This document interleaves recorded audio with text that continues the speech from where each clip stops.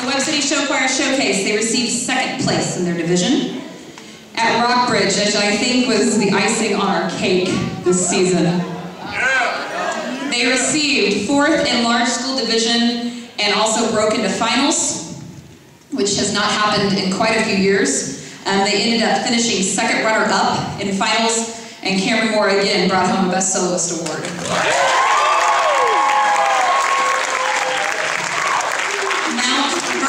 Mount Vernon, another biggie. I think that was another. You totally changed dresses. Never mind, I thought you had a different dress on. People are changing dresses on me, and I'm like, whoa, wait a second. Mount Vernon, which was another biggie for us. Best vocals, we won best vocals of the entire competition, which is awesome. Cameron Moore yet again brings home another best male vocalist.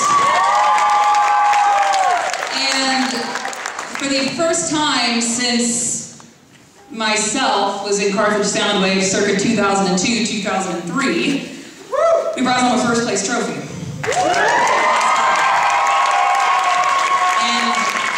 It wasn't first place by 2 points, it was first place by about 50 points. So,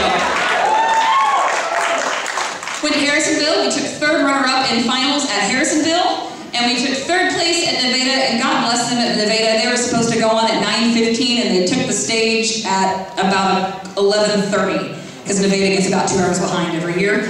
So they were exhausted, but they did a heck of a job. So they had one heck of a season this year. Very, very proud.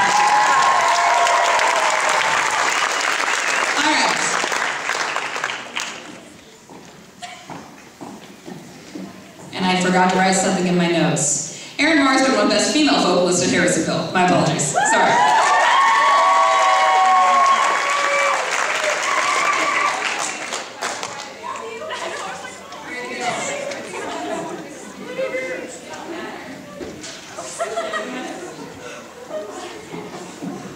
I have a list of things if I don't write it down.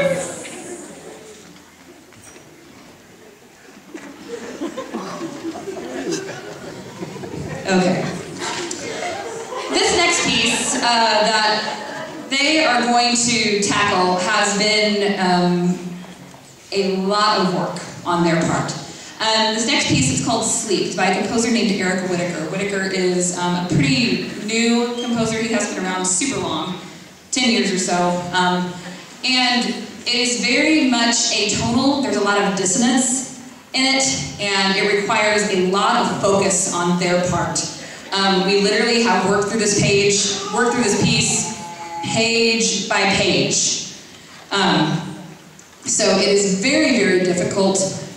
Seriously, cell phones, anything could throw this thing completely out of whack.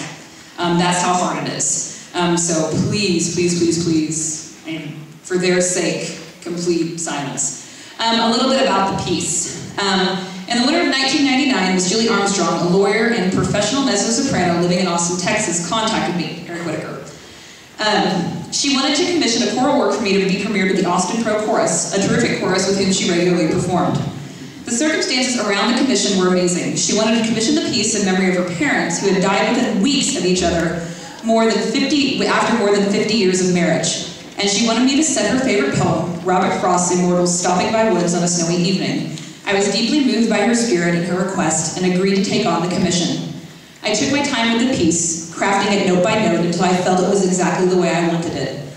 The poem is perfect, truly a gem, and my general approach was to try to get out of the way of the words and let them work their magic.